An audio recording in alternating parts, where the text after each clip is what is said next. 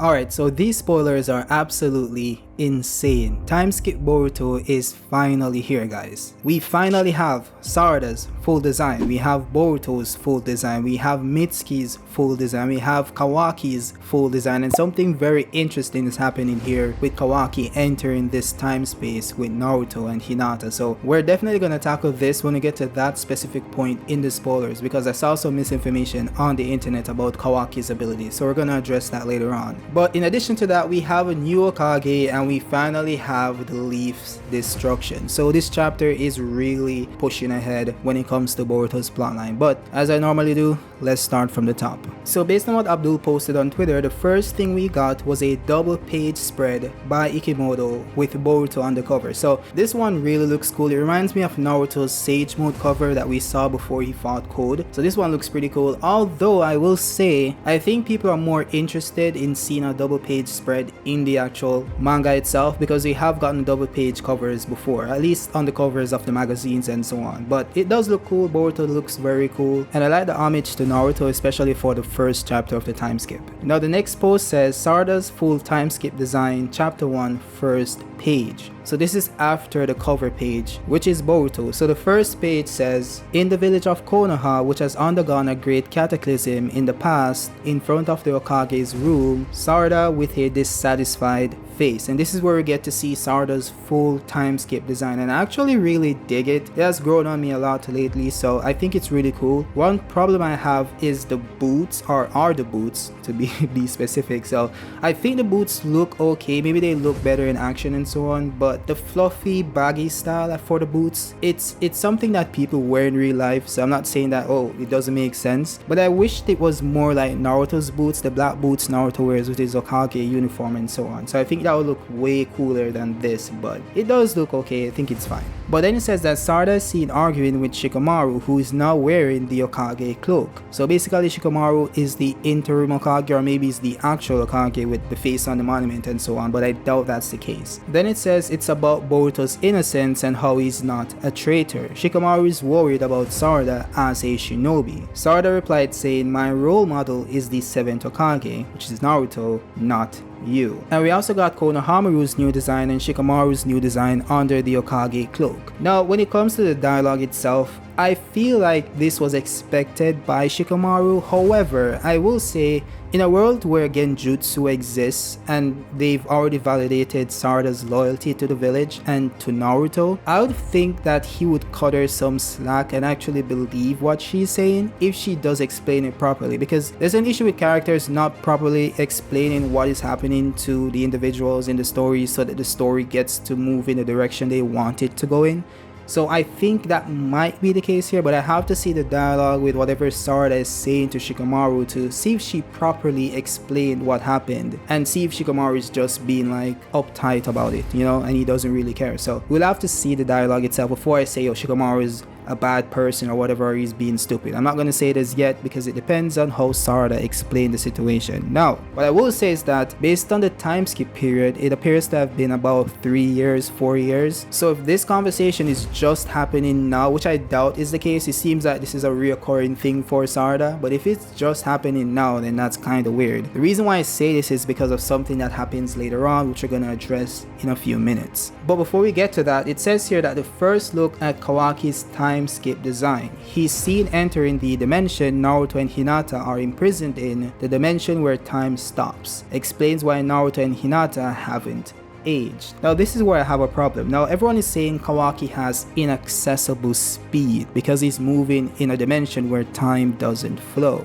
Now, so you guys understand what they mean by inaccessible speed, that simply means that you have the ability to move distances, whether finite or infinite, in 0 time without the aid of teleportation. So they're basically saying that Kawaki has the ability to just move instantly without teleporting. So he's just that fast. He's basically the fastest character in fiction at this point. Or maybe one of the fastest, because you actually have characters who are able to do this in DC and so on. But when it comes to anime, this is just completely unrealistic. when we're not talking about teleportation. So that's obviously the wrong interpretation. That's not what you should take from this. It's clear that the dimension just doesn't affect him since it's his ability, you know? It would make sense for him to be able to enter it and get frozen by his own time space. Now, an example people use to kind of discount that logic is to say that Kaguya was affected by her gravity dimension. So when she pinned down Naruto using the gravity, it also affected her as well. Now, that would be a good argument to have against it, but it still doesn't mean what you're saying it means, because again, we've seen multiple instances in Naruto where the ability the person is using, the caster of the jutsu or the ability, isn't affected by the ability because it's their ability, which is why Sasuke can stand in Chidori's stream and all that jazz. And then you also have the fact that Kaguya wasn't affected by the ice dimension. She could just move in the frozen ice. It shows that she's able to manipulate her dimension, just not the gravity dimension. So Ishiki's dimension here seems to be more of a pocket dimension similar to Kamui, you know? So you can enter it, put people in it, put stuff in it, but it's not an entire world similar to Kaguya's dimensions that had stars and satellites and planets in the sky, you know?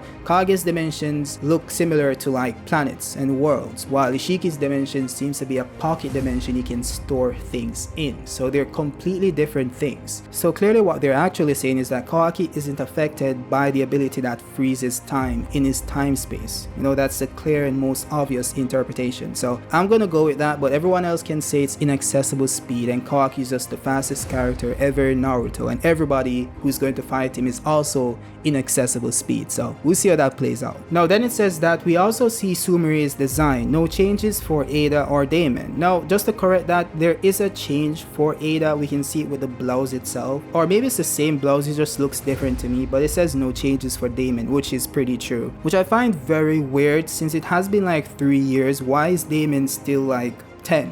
Why is he still like 8? He hasn't aged, he hasn't changed in his height or anything, he just looks the same. Maybe these cyborgs can't age, you know, it's weird, but it's possible. Now then it says that Sarada and Sumeru speak to Ada about the rewrite of history, which is what Ada did with Omnipotence, and if there is anything they can do to reverse it. Ada says no and further asks, how were you two able to retain your memories? Now before we get to the dialogue itself, we finally see Sumeru's new design and she looks like a regular schoolgirl. She's just wearing like a school uniform with a tie. And one thing I will say is that it looks good, of course, but the boots she has on, I think Sarada would have looked better with those boots. Even if she's not wearing what Naruto has on his Hokage uniform, I think these boots would have looked better. It's more sleek, you get what I'm saying? But you know, it is what it is. Now when it comes to the dialogue itself, I will say that this conversation was needed, but the time that it's happening is kind of concerning, because it has been about 3 years. You're telling me that they're just asking Ada if they're able to reverse it, and Ada is just finding out that they retained their memories.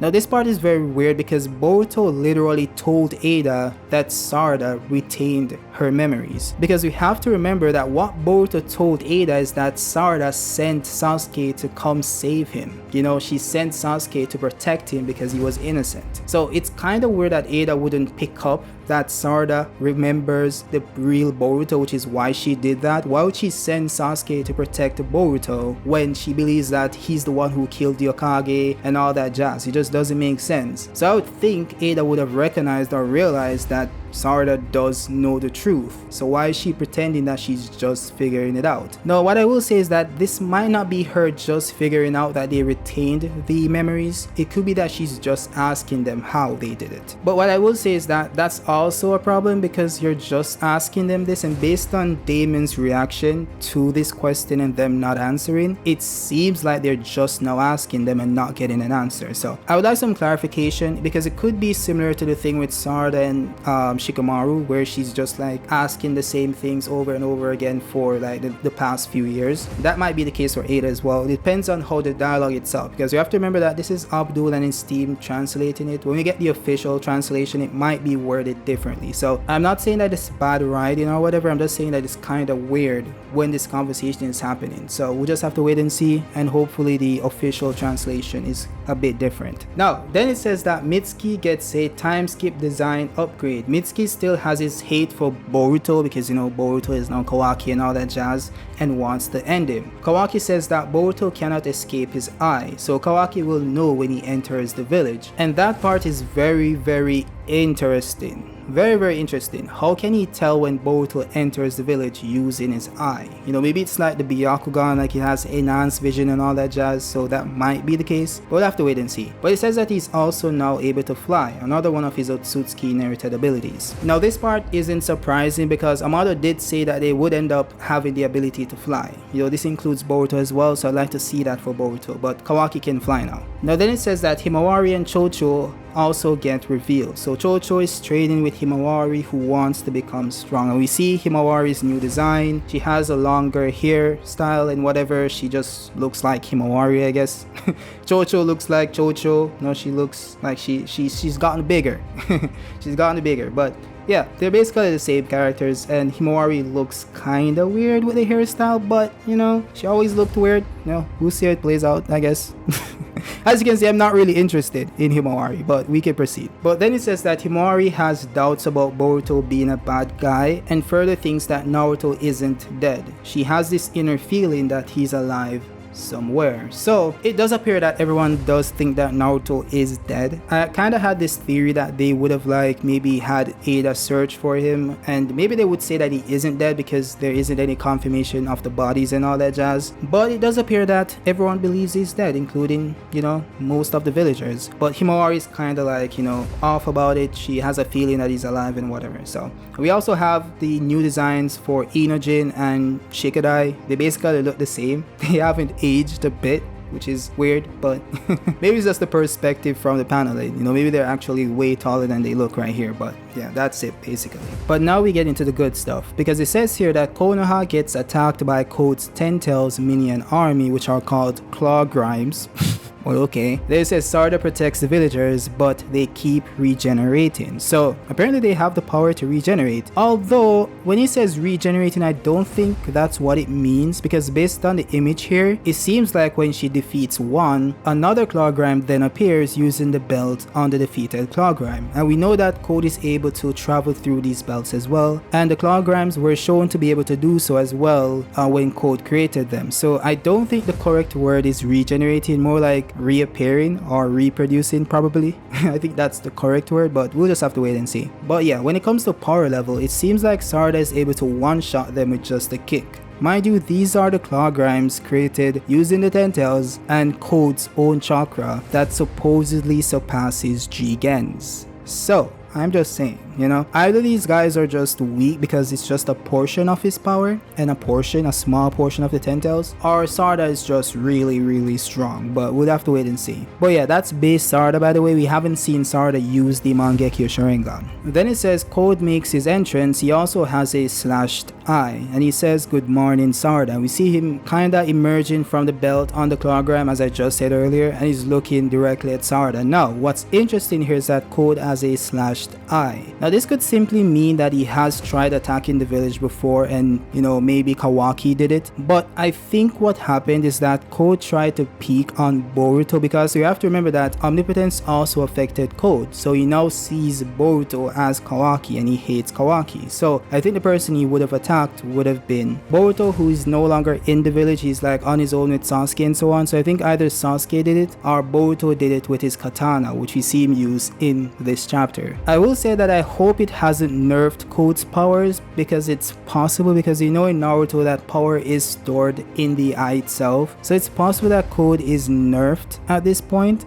but I do hope that isn't the case. I will say Sarada's design looks really good when you're looking down at Sarada, but when you're looking at Sarada from behind, I would say like maybe the shorts should have been like a little bit taller, you know, I'll just say that. But that aside, it then said that Boruto Uzumaki is here. Boruto says that's the kind of creepy thinking that gets you in trouble with all the girls. And then it says Code was telling Sarada to scream for help, essentially. So apparently Code is like berating Sarada and saying she should scream for help so Boruto or Kawaki could come save her or whatever. So it seems like Code wanted Boruto to show up. Now this part is very interesting because we got some spoilers earlier on saying that Sarada was pushing back Code and overpowering Code, but that doesn't appear to be the case here at all. You know, Abdul didn't mention this happening, it doesn't appear to have happened, so maybe that didn't happen. But whatever, we see that Code is getting stepped on by Boruto. Is literally standing on his face. I'm telling telling you, like, Kishimoto does not like Code, bro. I like sympathetic villains, you know, villains I can empathize with, but more so in the sense that they have a story that I like and I can like maybe relate to or maybe not relate to, or maybe understand to some degree. Not having them getting beat up every time they're on screen.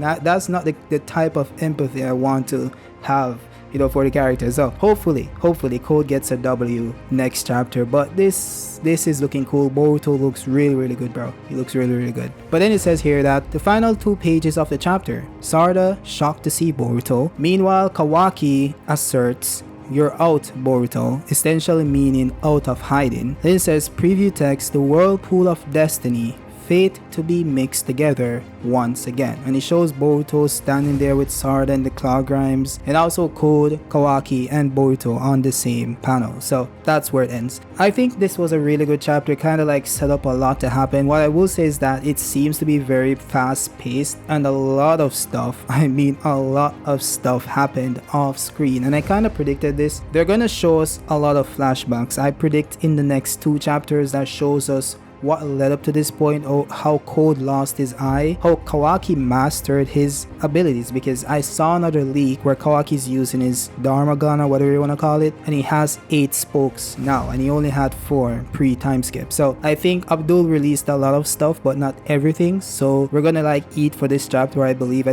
think we have a lot to look at when the chapter comes out itself, so we'll just have to wait and see. All in all, let me know your thoughts on Boruto's time skip. Did it live up to the hype? Do you guys like where it's going? And also check out my prior video that I posted yesterday that kind of explained why Boruto is so strong, and I think it's really relevant since Boruto is going to face off against Kawaki, who's using Ishiki's power, who is supposed to be stronger than Momoshiki. So we'll see how that plays out, but I think that video kind of explained why this is happening. So check out that video, posted it yesterday. Let me know your thoughts on that one. With that being said, have a great day, and I'll see you guys on the next one. Peace out.